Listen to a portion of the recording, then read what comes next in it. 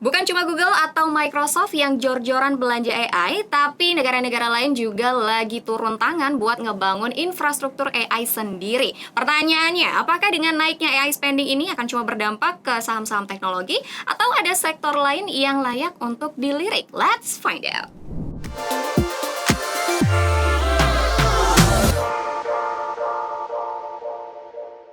Halo Sobat Cuan semuanya. Mungkin ini pertama kalinya berjumpa sama aku ya, Rizka Regita, yang hari ini berkesempatan memandu jalannya Makro News. Dan gak lupa, di sini aku ditemani sama dua orang expert ya, yang mungkin teman-teman juga udah sering banget ketemu sama dua-duanya. Ada Bro William, boleh say hi dulu Bro William ke teman-teman. Dan juga ada Bro Kevin. Halo Sobat Cuan.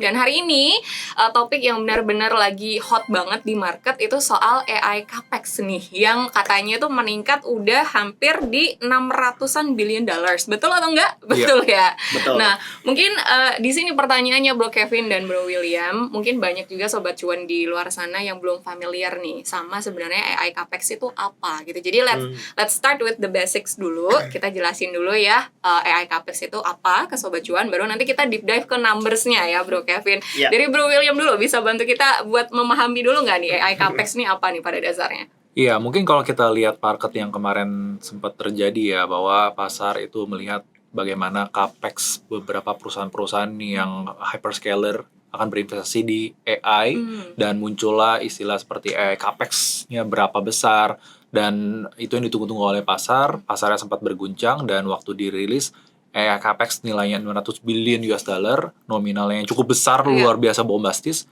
itu harga sahamnya kembali melonjak naik gitu. Dan AI CapEx itu sendiri adalah capital expenditure. CapEx singkatnya dari capital expenditure atau modal yang dikeluarkan oleh perusahaan untuk berinvestasi di proyek-proyek masa depan. Dan namanya AI CapEx berarti ada komposisi dari AI-nya atau investasi yang berbau AI. Dan investasi AI tersebut adalah investasi di dalam lingkup fisik seperti dia membangun data center, chips, manufaktur, bahkan sampai ke energi dan lain sebagainya, turunan-turunan lainnya. Nah, kira-kira seperti itu tentang AI CapEx sih. Oke. Tapi kalau ngomongin AI CapEx dengan meningkatnya budget nih ya, Bro Kevin juga pasti udah tahu, dan detailnya juga Bro William pasti udah deep banget ini analisanya. Aku juga bisa melihat pasti kan ada resiko yang harus dihadapi nih, ya kan, sama perusahaan-perusahaan yang udah ngeluarin budget sebesar ini. Dan yang namanya resiko juga pasti kan ada juga hal positifnya gitu kan. Jadi let's kita deep dive bedah dulu nih, dari sisi positif apa yang bisa kita lihat, dari sisi negatif apa nih yang harus kita hati-hati ini, gimana nih? Mau positif dulu apa negatif dulu?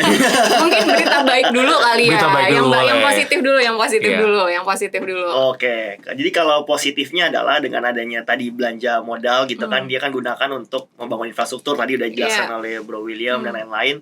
Tentunya dia bisa membuat nanti dengan adanya belanja tersebut, kemungkinan dia bisa menciptakan yang namanya model baru gitu ya. Dengan adanya belanja tersebut, kemudian juga lebih mengefisiensikan operasional dia. Nah, cuma yang lebih pentingnya adalah ketika dia menggunakan anggaran sebesar itu ya untuk melakukan invention lah segala macam gitu ya, untuk menemukan model baru. Nah, kalau misalnya berhasil nih, nah itu nanti pastinya akan punya AI yang lebih canggih kan. Nah, sehingga bisa berdampak positif ke revenue perusahaan. Nanti orang-orang berbondong-bondong, orang-orang pasti belinya barang yang bagus dong, AI yang bagus. Nah, sehingga kalau misalnya ini berhasil, pasti salah satu dampak positifnya adalah bisa adanya pertumbuhan. Ya, adanya pertumbuhan dari revenue di perusahaan tersebut di masa yang mendatang. Nah, ini juga sebenarnya udah ada datanya nih, Rizka ya.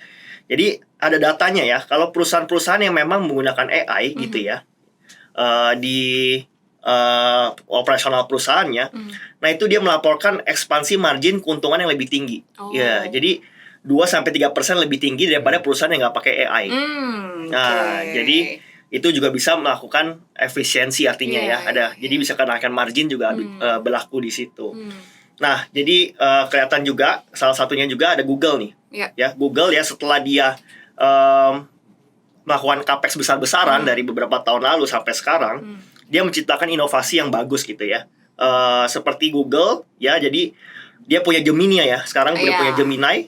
Nah, kalau teman-teman lihat ya, jadi untuk biayanya dia untuk melayani model Gemini ya di tahun ini ya dalam 1 tahun kebelakangan ini itu cost-nya itu turun 78%. Oh, dengan adanya AI itu? Berkat invention dia di CapEx AI. bertahun-tahun sebelumnya. Nah, jadi ini salah satu contoh yang berhasil. Oke, Nah, jadi positifnya seperti itu. Udah dapat nih berhasilnya ya. Iya. Ada proyeksi kalau memang perusahaan-perusahaan nih yang udah menentukan CapEx dari jauh-jauh hari dulu, Betul. ternyata udah memetik hasilnya nih sekarang gitu kan. Betul. Apalagi dengan peningkatan. Tapi ya pasti ada resiko lain nih ya Bapak William Iya. yang harus kita perhatikan nih. Sisi negatifnya tentu kita juga harus tahu nih biar Sobat Cuan balance ya, positif negatif sama-sama tahu. Kalau negatifnya gimana? Ya, Bapak William? namanya investasi pasti ada resikonya. Ya. Which is kita lihat ke depannya in the future itu bagus ada AI, tapi yang perlu kita awasi dan perlu kita pantau adalah rasio dari free cash flow-nya terhadap capex-nya ya. I mean dari cash flow yang dia hasilkan. Sekarang kan narasinya adalah perusahaan-perusahaan yang besar ini mereka menginvestasikan dana yang dia dapat dari revenue yang bisa kita lihat dari cash flow from operation-nya yang positif besar sekali. Setelah itu berapa yang digelontorkan untuk capex. Nah, capital expenditure-nya sekarang kalau kita lihat di 2025 ini berubah udah menjadi negatif yang artinya untuk capex-nya itu jadi lebih besar dibandingkan untuk dari operating cash flow-nya. Which is itu yang something yang harus kita jadikan concern karena ibaratnya kalau kita punya restoran ya.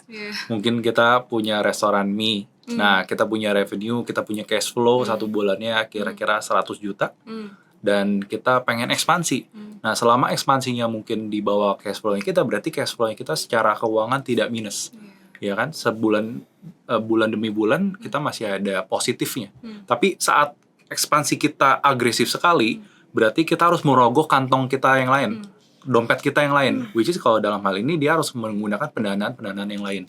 Nah, itu yang harus kita pantau ya. Dan kita lihat bahwa di 2026 ini ada lonjakan capex yang cukup besar gitu, yang pastinya sekarang sudah kita prediksi akan melampaui arus kas yang existing di perusahaan-perusahaan hyperscaler tersebut gitu ya. Jadi risikonya adalah kalau perusahaan tersebut menghabiskan arus kas modalnya, pertanyaannya uangnya akan didanai dari mana untuk project AI ini gitu. Oke. Tadi kan Bro William juga udah nyinggung soal agresivitas ya. Yaitu kalau kita lihat data dari Bloomberg juga sebenarnya Sobat Cuan di rumah. Kalau aku lihat dari grafik 2019 sampai ke sekarang 2026 itu aku kalkulasi sekitar peningkatannya tuh AI Capex sudah hampir 7 kali lipat nih Bro Kevin. Dan mostly itu kan dilakukan sama M7 company ini ya. Betul. Ibaratnya. Nah, tapi pertanyaan aku buat Bro Kevin adalah kenapa kok mereka seberani itu Bro Kevin untuk naikin AI Capex sebegitu besarnya gitu loh. Betul. Tadi dari 2019 7 kali lipat ya. Dan di 2026 sendiri ya gabungan dari Max 7 ini ya, hyperscaler ini mencapai sampai 56% year on year. Jadi dari 2025 dari around 390 sekarang di 2026 ini around 660 sampai 670 billion. Nah, ini lonjakannya sangat besar. Nah, kenapa mereka harus lakukan itu? Nah, sebenarnya ini ada namanya istilahnya ya, ini di game teori lah, teman-teman. Jawabannya adalah Nash equilibrium. Ya, jadi seseorang harus melakukan yang terbaik yang dia bisa supaya tidak ditinggal oleh kompetitornya kan. Jadi apa yang kompetitornya lakukan, dia akan follow gitu ya. Nah, jadi ketika salah satu companies menaikkan AI Capex, companies yang lain gitu ya, yang berlomba-lomba dengan orang itu juga ikutan naikin Capex. Makanya ini semua merata ya. Mau Meta, mau Amazon, mau Google, segala macam semua naikin. Dan naikinnya dalam jumlah yang sangat besar. Ya, jadi alasannya seperti itu. Jadi kalau misalnya dia tidak berinvestasi gitu ya, dengan menggelontorkan dana untuk Capex ya, untuk invest sesuatu dan juga investasi ke produk yang infrastruktur yang baru gitu ya, dia udah punya resiko untuk kehilangan dia punya market share. Ya, jadi di sini soalnya di AI ini economic modelnya itu adalah winners takes all. Ya, jadi ketika ada satu company ya, satu kompetitor yang lebih canggih, orang-orang berlomba-lomba ke sini. Jadi ketika ada seorang yang tertinggal, nah mereka bakal kehilangan pangsa pasar yang luar biasa. That's why makanya mereka harus bertahan hidup dengan menggelontorkan AI Capex. Ya, jadi ini udah sama lah kayak teman-teman kan tahu kasusnya Nokia yang dikalahkan BlackBerry. Kemudian BlackBerry dikalahkan Android sekarang dengan iOS ya. Jadi memang mereka harus lakukan itu supaya tidak seperti Nokia dan BlackBerry ini. Kalau dari Bro William setuju nggak? Karena berarti kan ibaratnya perusahaan-perusahaan ini berlomba-lomba untuk membangun inovasi terbaik. Iya nggak sih Bro William? Iya, betul sekali. Kalau mereka tidak berinovasi, ujungnya mereka akan ketakutan seperti yang tadi sudah disebutkan oleh Kevin. Yeah. Mereka nanti sudah tidak relevan lagi dengan dunia yang beradaptasi dengan AI. Nah, tapi satu hal sekali lagi yang perlu kita perhatikan adalah seberapa cepat pace-nya.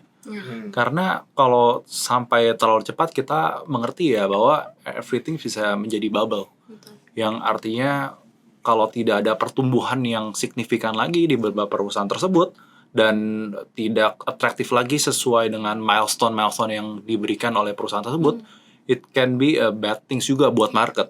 Karena tadi saya sempat sampaikan juga bahwa selain dari capex, di komponen cash flow itu ada namanya bagian yang share repurchase. Artinya perusahaan memiliki bagian untuk dia melakukan buyback kembali perusahaan-perusahaannya, harga sahamnya, supaya harga sahamnya lebih terjaga di level yang dinilai oleh perusahaan. Level tersebut ada level yang udah under value atau cukup murah.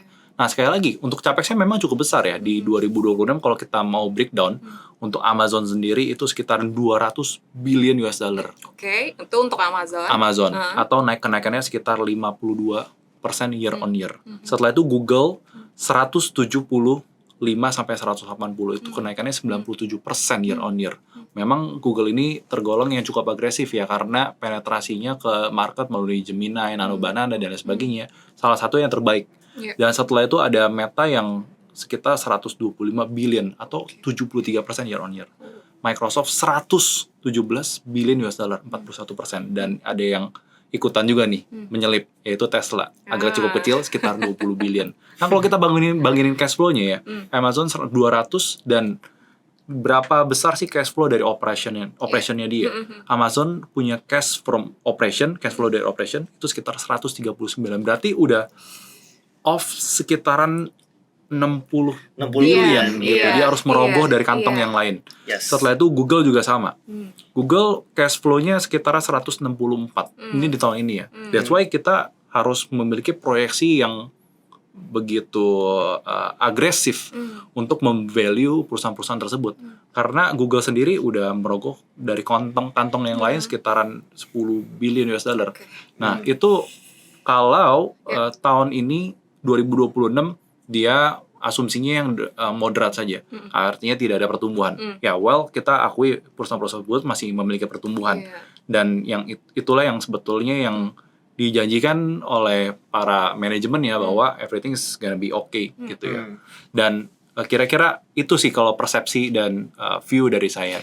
Oke, berarti tadi budget secara ya capex kita udah tahu, operations juga tadi Bro William udah menyinggung soal itu. Nah, pertanyaan berikutnya kita akan lari ke alokasi gitu kan. Dengan budget yang segitu banyak gitu kan, apakah alokasinya ini ya udah fokusnya ke output dari AI itu aja, atau sebenarnya ada sektor lain sih? Nah, ini boleh dari Bro William atau Bro Kevin, silahkan. Yang mau deep dive alokasinya mau kemana dulu? Mungkin dari Bro William dulu. Mungkin kalau aku jelasin secara general aja. Jadi total kebutuhan AI secara global itu sekitaran 6,7 sampai 7 triliun dolar dalam jangka waktu 3-4 tahun ke depan, which is sampai 2030. Dan itu investasi yang sangat besar, dan investasi ini akan digelontorkan ke beberapa perangkat fisik. Perangkat lunak yang pasti, setelah itu ada transformasi fisik seperti hardware, setelah itu ada energi dan konstruksi. Dan di episode sebelumnya kita udah membahas juga bahwa energi bisa jadi bottleneck, dan data center juga bisa jadi bottleneck untuk pertumbuhan AI itu sendiri. Karena AI butuh belajar, dan kalau dia butuh belajar, dia butuh data yang banyak buat dia belajar, dan yang kedua, dia harus disuplai dengan energi. Seperti layaknya kita manusia, kita butuh asupan makanan, itu ada energinya kita. Nah, AI juga butuh energi, karena it's something like human but artificial. Mereka punya kecerdasan yang mirip seperti manusia, dan mereka komposisinya, ya kalau badan kita ada tubuh, ada tangan, ada organ, dan lain sebagainya. Dan itu adalah seperti perangkat kerasnya. Dan energi itu sendiri, jangan sampai kurang juga. Iya. Kalau nggak akan bisa berjalan untuk learning tersebut gitu. Iya, karena AI juga kan menghabiskan daya listrik yang cukup luar biasa ya kalau Sangat. kita udah tahu ya gitu. Nah makanya Bro Kevin, kalau tadi Bro William udah jelasin tentang sektornya mungkin yang lebih dalam, aku pengen tanya the exact percentage numbers gitu kan. Ya. Kira-kira alokasi yang udah disampaikan sama Bro William tadi paling besar deh nih, persentasenya di mana Oke. dulu nih Ya, Bro jadi Kevin? kalau untuk masalah persentase ya ini Iya. udah berbagai riset dari beberapa fund management atau asset management house gitu ya. Jadi banyak yang memberikan view-nya. Nah, cuma ini saya akan berikan, sebenarnya mereka tuh satu sama lain tuh mungkin beda-beda tipis lah ya. Jadi mungkin saya ambil aja yang di tengah-tengahnya lah. Iya. Ini dari McKinsey ya. Jadi Oke. saya coba bacain data dari McKinsey. Tentunya kalau misalnya AI CAPEX itu paling banyak lebih ke hardware-nya nih, yang perangkat kerasnya dan juga GPU-nya. Ya makanya Nvidia kan naiknya gila-gilaan banget kan. Oke, Betul. we can see ya guys. Gitu ya. Nah, jadi hardware dan chip itu porsinya besar sekali ya. Dari yang kita estimasikan di tahun ini mungkin sekitar $5 triliun gitu ya. Nah, ini yang benar-benar langsung ke yang benar-benar AI secara langsung infrastrukturnya direct itu $3 triliun atau lebih dari 60% lah, around 60% itu bakal larinya ke hardware dan tadi chip itu. Nah, jadi GPU segala macam, hardware-nya, perangkat kerasnya itu akan sekitar 60%. 60%. Nah, terus sisanya lagi kemana? Tentunya tadi yang lebih ke penyedia energinya. Ya, energinya ini yang tadi pembangkit listrik, ya, kemudian transmisinya, terus sistem pendinginnya ya. Karena ini juga nggak pakai kipas biasa nih. Kalau AI jangan dikira kipas sate atau Portable. Super duper gede iya. ini ya. Jadi ini benar-benar kipas yang luar biasa, sistem pendingin. Nah, itu kurang lebih sekitar 1,3 triliun atau kurang lebih sekitar 25% lah ya. Jadi 60% di hardware, 25% di yang energinya ya, penyedia energinya.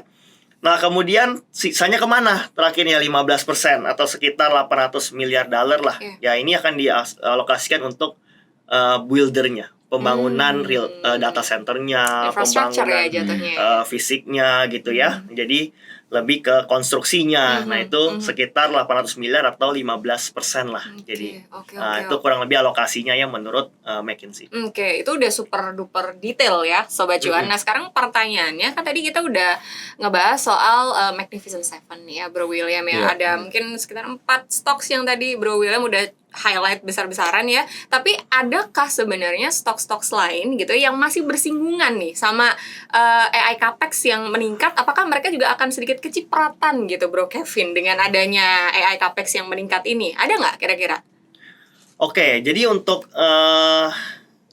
tadi ini untuk hyperscaler ya kan, tadi ada udah Meta, Amazon ya. Jadi yang juga yang akan mengeluarkan uang untuk AI CAPEX itu juga ada perusahaan-perusahaan sejenis mereka. Ini cuma sebutannya aja, ini kan hyperscaler karena skala dia tuh sudah besar gitu. Jadi dan dia yang menyumbang paling banyak gitu ya. Sebenarnya yang lain-lain yang perusahaan yang sejenis dengan dia gitu ya, yang di luar juga sebenarnya ikutan juga gitu ya untuk AI CAPEX ini ya. Mungkin dari perusahaan-perusahaan yang di China gitu ya, seperti itu juga ikutan spending lah ya, Baidu segala macam ya, Baba segala macam itu juga ikutan AI CAPEX-nya dinaikkan gitu ya. Oke, berarti kalau dari apa yang disampaikan Bro Kevin sebenarnya pergerakannya linear ya, semua juga ikutan gitu. Cuma yang memang yang ter-highlight adalah yang hyperscaler kalau yang tadi Bro Kevin udah bilang. Nah, sekarang pertanyaan berikutnya mungkin aku mau ke Bro William. Ibaratnya dengan menggelontorkan begitu banyak dana untuk AI CAPEX ini kan pasti kita juga mengharapkan adanya profit gitu kan yang bisa didapatkan sama perusahaan-perusahaan tadi gitu. Pertanyaannya cukup sederhana. Kira-kira butuh waktu berapa lama sih Bro William untuk ya ibaratnya ini kan kayak investasi ya. Kita menunggu akan ada hasil. Nah, itu kira-kira butuh berapa lama Bro William?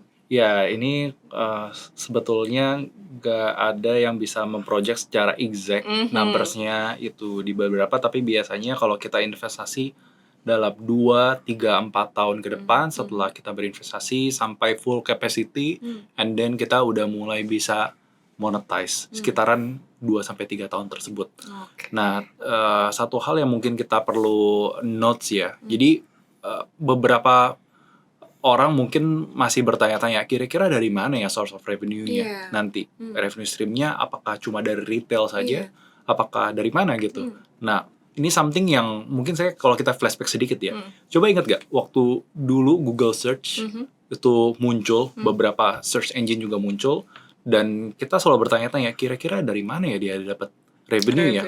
Dia selalu mengeluarkan uang yang cukup banyak dan sampai orang berpikir bahwa is a scam, ya it's not a good investment. Tapi at the end of the day kita tahu bahwa Google Search, Google Ads, Google Search itu mengubah ekosistem digital ads secara keseluruhan. Yang dia ubah bukan cuma di Amerika saja, tapi the whole ekosistem di seluruh dunia ini. Dan mungkin sebuah sosial media yang terkenal juga Facebook. Setelah itu Instagram, yang kita nggak kepikiran bahwa bagaimana cara dia monetize-nya. Tapi ujungnya setelah mereka mempunyai data tersebut, data is a commodity di perusahaan-perusahaan teknologi seperti ini. Jadi it's a crucial, secara fundamental masih tetap sama bisnis modelnya. Dalam jangka waktu berapa lama, let's see in the market. Kita nggak bisa memproyeksi apakah 3 tahun, apakah 2 tahun, apakah kapan dia akan monetize. Tapi mungkin yang menjadi risiko adalah kalau misalkan AI engine seperti Gemini waktu mereka monetize terus muncul lagi AI yang baru dan dia masih baru dan dia masih cukup bagus juga gitu buat kita pakai, tapi dia free. Nah, bagaimana nanti dia akan memonetize? Nah, ada beberapa resiko-resiko dan pastinya juga dengan beberapa opportunity yang ada ya. But mereka punya visi. Sekarang perusahaan-perusahaan teknologi masih menggelontarkan uang yang cukup banyak. And in the future mereka expect bahwa ada terjadi efisiensi, ada perubahan ekosistem yang besar dan mereka akan monetize. Intinya adalah ketergantungan ke perusahaan-perusahaan tersebut. Itu kalau menurut saya. Nah, sedikit menyinggung apa yang udah Bro William bilang, kalau sebenarnya ini kan jatuh lagi ke gimana nanti caranya perusahaan-perusahaan itu bisa ya menghasilkan inovasi-inovasi yang ibaratnya juga bisa bersaing dengan perusahaan-perusahaan lain. Nah, kalau tadi juga Bro Kevin juga sempat bilang kalau ini semua nggak akan bisa terjadi tanpa adanya sektor-sektor yang beririsan dan juga menunjang. Ini kita dapat satu pertanyaan yang cukup relevan. Nah, ini pertanyaannya dari Robinson Silder. Dia bertanya tentang spesifik ke sektor energi, Bro Kevin. Aku tahu Bro Kevin juga udah nyiapin insight tentang energi sektor ini. Dari Robinson ini nanya, ini aku dulu ya pertanyaannya. Menurut Kakak gitu kan, apakah ETF energi itu menjadi potensi dalam diversifikasi portofolio sekarang? Karena mungkin Robinson ini ada ketakutan kan juga ada tekanan dari geopolitik nih gitu kan. Jadi ini balance ya. Di geopolitik kita tahu sektor energi lagi panas-panasnya, tapi di satu sisi AI juga butuh nih ya kan sektor energi untuk bisa menghidupi daya dia tadi gitu.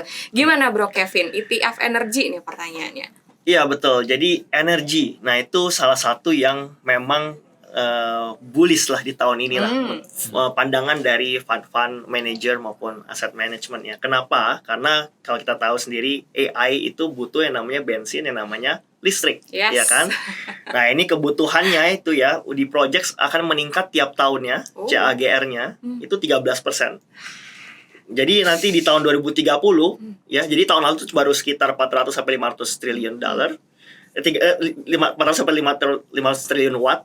Nah, nanti di 2030 akan jadi 1 triliun. Wow, that's big. Watt. Ya, jadi 1000 triliun watt. Nah, that's why akan meningkat 2 kali lipat dalam waktu dari 2025 ini sampai 2030. Nah, CAGR-nya 13%.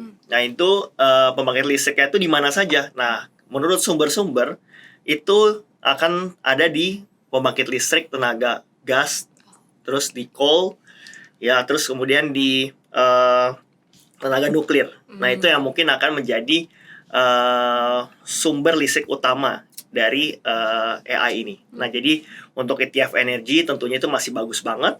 Nah, tapi nggak cuma itu aja. Jadi AI akan kasih namanya trickle down effect ya. Jadi akan ada transferasi ke bawah itu ya sektor-sektor pendukung lainnya yang sebenarnya nggak langsung tapi ikutan kena. Nah, contohnya seperti misalnya pembangkit listrik ya kan. Teman-teman kita butuh kalau misalnya mau ngalir listrik kita butuh koper. Ya kan? Tadi di situ makanya copper juga akan kena imbasnya gitu ya. Kalau kita lihat bahkan copper itu diprediksi defisit nanti di tahun 2030 sekitar 30%. Ini menurut risetnya dari McKinsey juga ya. Jadi copper salah satu yang bakal kena supply shock ya. Jadi ini bagus juga. Kemudian nggak cuma coppernya aja ya. Jadi kayak orang-orang yang masuk supplier dari pendinginnya itu juga akan kena. Kemudian juga dari peralatan-peralatan listriknya. Kemudian dari servernya itu juga akan dapat efek dari trickle down efek ini. Jadi banyak banget teman-teman yang tidak berkaitan tapi juga menjadi pendukung dari sektor ini, itu juga layak untuk teman-teman perhatikan di tahun 2030. Oke, ini our last question sekarang. Tadi kita udah menjawab pertanyaan dari Robinson. Ini sekarang pertanyaan dari Samuel Ongki, Bro William. Oke. Aku kasih ke Bro William aja. Kita kan tahu dengan adanya AI capex yang tinggi ini pasti akan memunculkan juga narasi, wah jangan-jangan AI ini udah bubble. Nah inilah yang ditanyakan sama Bro Samuel Ongki. Apakah kondisi saat ini tuh AI itu AI bad atau AI bubble? Nah mungkin Bro William juga bisa jelasin kita tuh sekarang ada di tahap mana sih Bro William dalam perkembangan AI? Apakah kita udah di tahap yang AI ini sudah dewasa sekali atau justru masih di early stage? Gimana Bro William? Iya, mungkin to give you some perspective ya, mungkin kita bisa coba rasakan dan use case-nya dari AI itu sendiri. Apakah AI masih ada room to grow? Intinya selama masih ada room to grow, sebetulnya masih ada opportunity atau kesempatan yang besar di AI company, yang AI related company. Sebagai contoh ya, mungkin yang kita dambakan adalah kita ingin text to video atau text to gambar to image yang lebih seamless dan lebih rapih hasilnya, tapi itu masih belum kita bisa dapatkan sekarang. Itu masih the very very early stage kalau sekarang ya. Walaupun kita lihat bahwa AI spending ini adalah something yang digaung-gaungkan dan masih ada risiko sekali lagi saya bilang. Tapi bukan berarti this is the end of AI era. Karena untuk kita proyeksikan ke depannya, saya rasa robotik, AI, robot itu bisa berjalan seperti mobil tanpa awak, pesawat tanpa awak bahkan, itu akan bisa berjalan kalau akan didukung oleh teknologi yang mumpuni juga. Jadi saya nggak melihat bahwa trennya kita akan balik ke zaman yang tradisional dan kita akan melihat ya dunia akan lebih advance. Tapi apakah sekarang waktu yang baik buat kita all in? Ya sebetulnya balik lagi ke cara kita berinvestasi. Pastinya kita harus melakukan DCA. Kalau kita ngomongin marketnya nanti akan crash, ya it depends ke kita. Apakah waktu di level-level harga yang lagi mahal kita udah masuk all in, atau sebetulnya kita cuma cicil secara bertahap dan in long run dalam jangka waktu yang panjang kita konsisten ngelakuin itu. Yang akhirnya dalam jangka waktu yang panjang juga return ke kita akan lebih maksimal dan lebih terkalkulasi resikonya gitu. Ya, dari Bro Kevin ada yang mau ditambahin? Cukup. Ya, setuju. Oke. Semoga tadi jawabannya Bro William juga sudah cukup jelas untuk Bro Samuel Ongki yang bertanya hari ini ya. Sobat Cuan, nggak kerasa kita udah bahas banyak banget tadi insight dari Bro William dan Bro Kevin. Nah tadi kalau ditanya apakah AI itu sekarang udah bubble, jawabannya sebenarnya sih masih ada room to grow lah ya ibaratnya. Jadi kayak don't be afraid too much. Tapi ingat sekali lagi kalau obrolan kita bertiga di sini adalah bersifat edukasi gitu. Jadi semua keputusan investasi kembali lagi ke perspektif Sobat Cuan dan profil risiko Sobat Cuan juga. Tetap do your own research every time Sobat Cuan mau melakukan sebuah keputusan investasi, karena semuanya kembali lagi ada di tangan Sobat Cuan. Dan mungkin itu aja untuk obrolan kita di siang hari ini. Kita akan ketemu lagi di minggu depan. Sekali lagi makasih Bro William dan Bro Kevin udah chat-chat di Peluang Makronya hari ini. Thank you so much semuanya. I'll see you again in the next episode. Bye. Thank you.